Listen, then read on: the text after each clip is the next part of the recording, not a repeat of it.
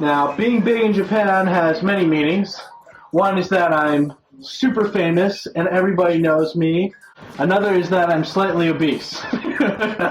You can be overweight, you can be ugly, and get women here.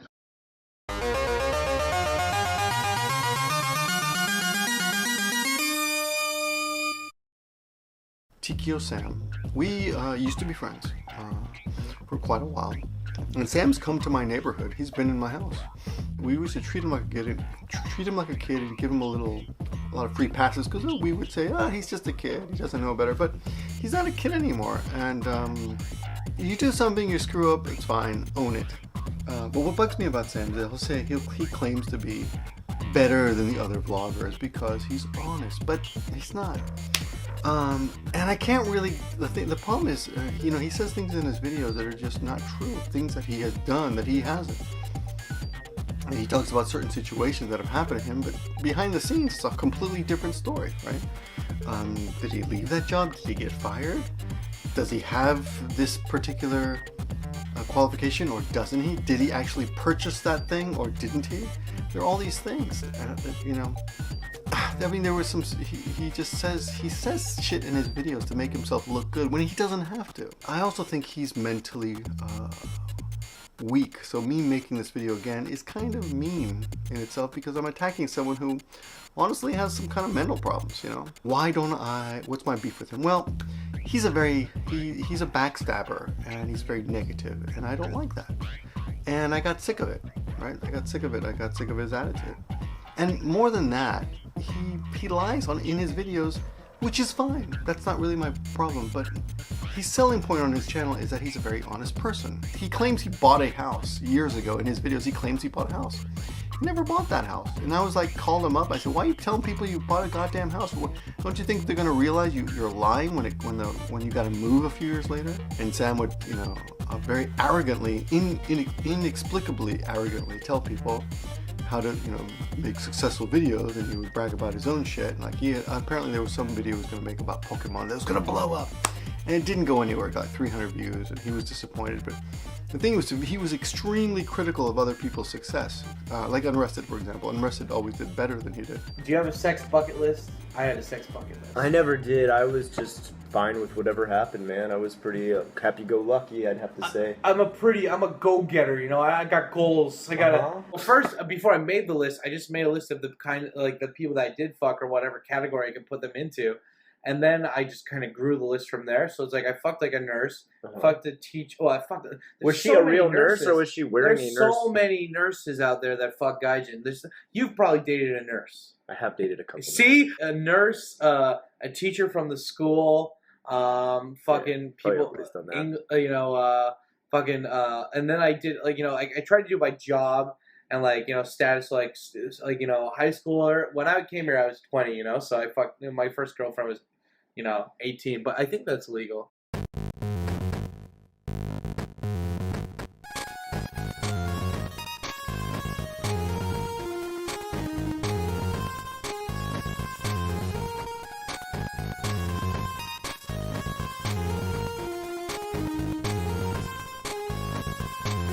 So a high school chick, fucking teacher, one of the teachers at the school. Well, she was a librarian technically, but she was still at the school. Was she a sexy librarian? I don't know. She married some fucking otaku who builds robots, and they're not even cool robots. She has a kid now, but she still wants the D. Dentist.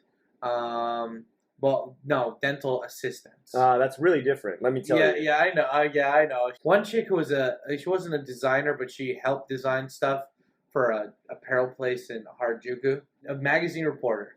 Oh, okay. French, by country, we could do it by country. French, Thai. What is it? Korean, Chinese, Taiwanese, Cantonese. Asians are hot though. I mean, hell,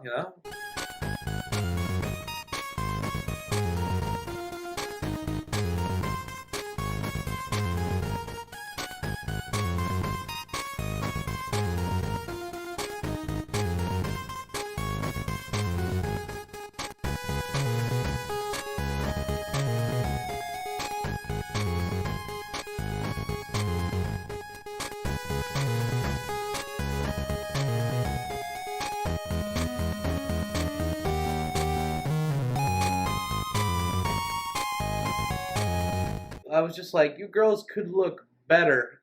You could look so much better if you just put in the effort. And like their fashion was just like, I was just so disappointed. And like I saw this dude, like I was walking past this Love Hotel. This dude just comes out with this fat, ugly chick, and I'm a very superficial asshole. I'm not. I'm like, dude, why would you spend money on that? Like, you could tell he probably spent the money to like pay for the hotel. I'm like, Maybe he likes girls with a little more curve.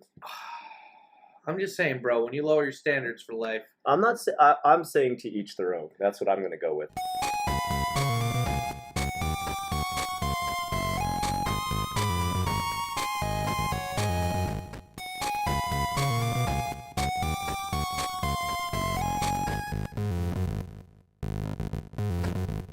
At the moment, one can hear the explosions on the outskirts. There is fighting for the city. Behind me, you can see the ruined building. Yesterday, it was a kindergarten. The troops of the Russian Federation destroyed it with heavy artillery. It is no longer repairable. It needs to be completely restored. Not far from me are residential buildings that were left without windows and even roofs. People have no gas, no water, no light. There is no heat. I just love you so much. I would do anything for you. I would kill an entire school filled with children if it meant saving you. Hey, when I met your wife for the first time, she was like fucking tiny, like tight. She was wearing like tight clothes. Yeah. And she had a tight body. Yeah. And I'm like, but like the thing is like, that's normal here. Like, you know, that's good. That's not at all like, that's not even like a high standard to have. That's just like a normal fucking standard. Yeah, when I first came here, I weighed 308, I think. Now, being big in Japan has many meanings. One is that I'm super famous and everybody knows me. Another is that I'm slightly obese. Having sexual relations in the J-land, if you might be overweight, or hell, even ugly, so I think I'm just maybe a slightly obese part. But anyway, so guys, basically, yeah. You can be overweight, you can be ugly, and get women here. I guess it's just the whole foreigner factor. It has to be. I guess about 2 years ago, he was bad-mouthing a prominent Japan-based American journalist who I happen to know, and he was claiming shit like that this guy was sleeping around with all his assistants. And it, number one, it wasn't true. And a particular friend of mine had been his assistant in the past. And I, not knowing who Sam was talking about, mentioned this to her. The girl that he was claiming was sleeping around with her boss, she was furious, and she called Sam and said, "What are you talking about? You know, I'm not doing this and that." And then Sam got pissed off at me, and he was this, you know, bros before hoes kind of attitude. Okay, so then the Hanami comes the next year, and everything was fine. But after the last year, Sam was pissed off because a lot of bigger YouTubers, for example, Rachel and June and other ones, ignored his emails. Possibly never saw them, but he felt like, oh, the bigger YouTubers ignore me. So fuck this, I'm not going to do it anymore. I'm not getting the attention I deserve. So he told Zach he could have it. So Zach was like, yay, I'll do it. The day he announces, Sam gets a change of heart and thinks, oh, I'm going to do it, and sets up another one to compete with the one that he handed off to Zach, which is really a dickish thing to do. The thing is, like, why did only out of spite did he pick the same day as Zach? Long story short, there was a big meeting calling Sam out on this shit. Sam gets into this phone call, and I know everything, Sam. Sam buckled like what do things buckle for? Like an old house of cards? I forgot what things buckled. He buckled. Sam admitted he was at fault and agreed to change the date, and he never did. They think I'm gonna go over their party and like rough them up or something. I don't know. So they start talking about getting bodyguards. And here's a bizarre shit I get, okay? And I start hearing this from other people. I won't mention them, but I hear from two different sources the same story, which is that Amira's boyfriend at the time, who apparently is like some white guy, I think he's Canadian, I don't know, he's afraid I'm gonna go like beat his ass for some reason. And they decide that they're gonna get bodyguards. Even though I completely never talked about him for like 2 years, he would constantly mention me in his videos. Those of you who were watching would know that. And he started posting pictures of his Patreon and my Patreon.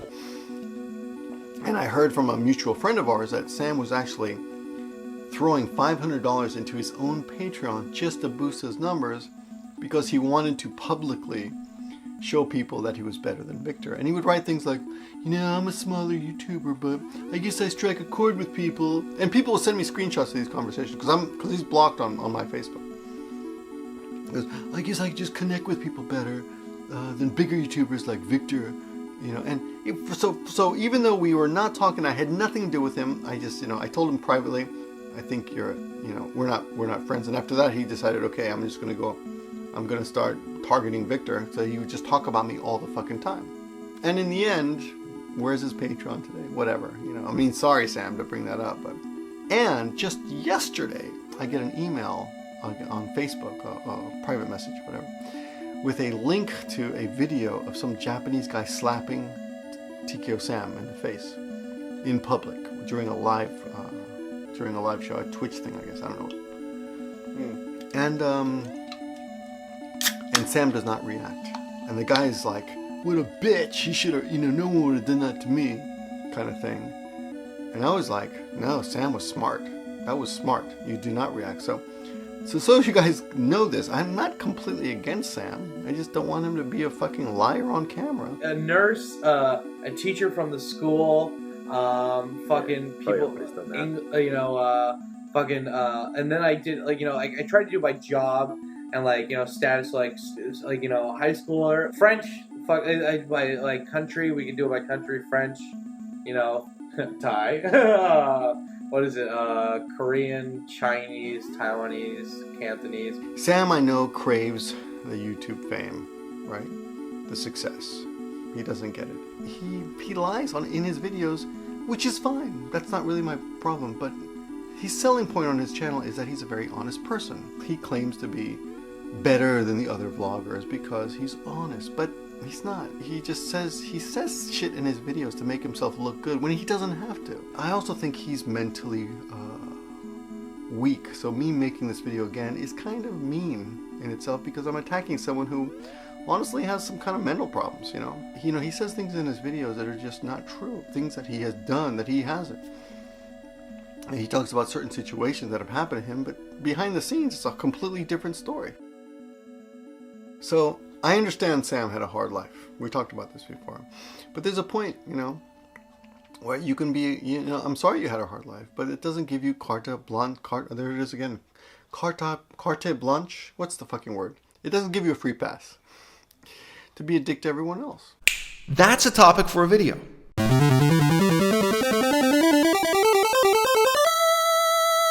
If you know me in real life, you will have heard me say at some point that I read Thucydides when I was holding my daughter as a newborn baby in my arms. I wasn't a young man the first time I read Thucydides. When I read that book, I said many times, my whole life would be different today if I'd read this as a teenager. When I was a teenager, I read innumerable books from ancient Greece and ancient Rome.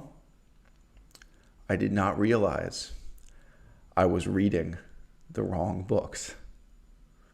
One of the major reasons why I went into the study of Asian languages, Asian culture, Asian history, Asian politics, was that I felt a certain sense of disgust and disappointment. For example, with Plato, I felt that there really was nothing worth studying in the Greek and Roman canon. Certainly there was nothing worth devoting your life to. And I also felt that politically, this notion that the West had something to offer that was better than what was to be found in the East. The idea that Western Europe, if Greece counts as Western Europe, that the Mediterranean was a unique philosophical and political significance. I felt that that was a kind of hollow, ethnocentric boast. So I got into the study of Buddhist philosophy for many years. And when I quit Buddhist philosophy, I didn't go back to Greece. I didn't go back to Rome, right? I started working on Cree and Ojibwe, First Nations languages, American Indian languages.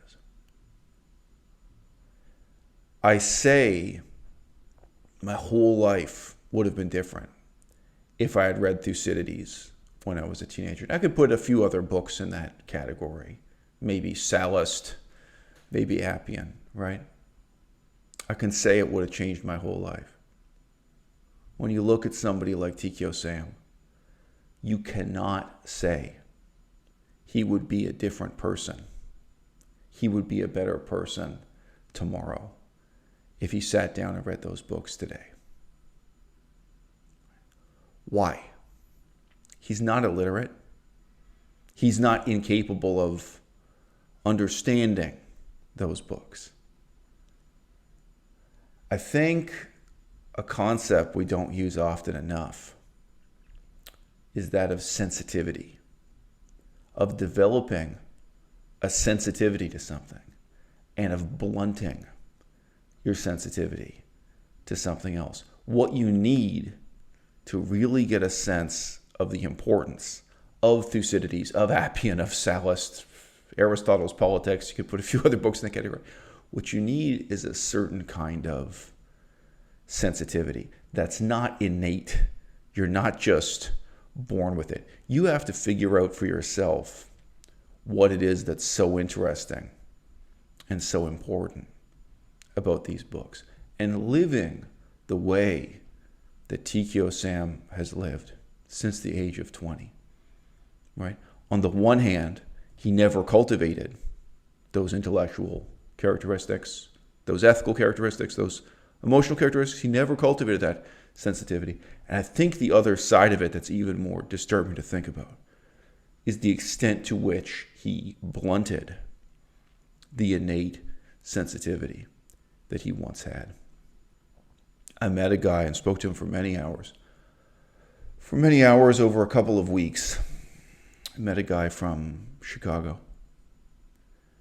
And he told me about how the most beautiful women he had met growing up where he did in Chicago were prostitutes.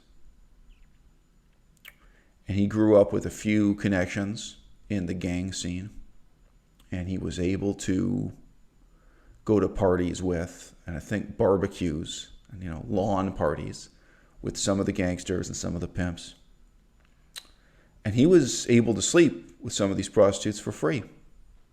Whether that was because he did favors for people within the gang world or because he was putting himself in a situation where he would be expected to do favors to them in the future, He got accustomed to being around women who were snorting cocaine in front of him. Sooner or later, he tried using cocaine himself. He described to me the first time a woman inhaled cocaine off of his penis. Then he described to me the tremendous struggle he had to quit all of the drugs cold turkey when he recognized there was just 1 month left in the university calendar, that all of his essays were due, all of his assignments were due, and the final exams were coming up. And that if he didn't quit this drug now, if he didn't quit consorting with gangsters and prostitutes right now, he was going to drop out of school. You can imagine he didn't pass with an A+ or an A-, but in that 1 month, he quit all the drugs, and he did manage to complete his degree. All of us would have to overcome a certain kind of aversion to start living that life, right? There are certain things we're sensitive to that we would have to become inured to. We would have to become in a subtle way, insensate. That's what happened to Tkyosam over a much longer period of time. And the fundamental reason why I criticize his channel is not because he's ruined his own life, but because he is ruining the lives of others by taking his experience, fictionalizing it, commodifying it, and selling it as a fantasy on the internet. Now, I made several videos talking about Brian Turner. Some of the least popular videos on my channel, but they're really important in their way. Brian Turner's advice about how to get rich on the stock market, etc. For a lot of you are living with misconceptions about how the stock market works and misconceptions about how social media and the stock market now work together in the same way that I've described Tkyosam fictionalizing experience and then commodifying it, selling on the internet as a fantasy. So for a lot of you, those videos will be really worth seeing if you have the time to click through and see my critique of Brian Turner. My problem with Brian Turner is not that he, in the privacy of his own home, is gambling his own money and indeed losing his own money, right? My problem is that he's coming on YouTube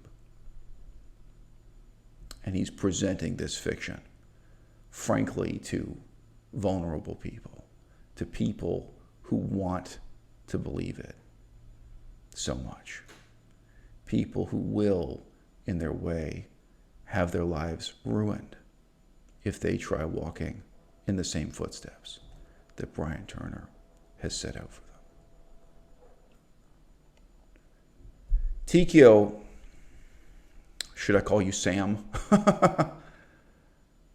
How long do you think it would take for me to catch up with you in Tokyo? If I wanted to, how long do you think it would take for me to sleep with 100 women in Tokyo?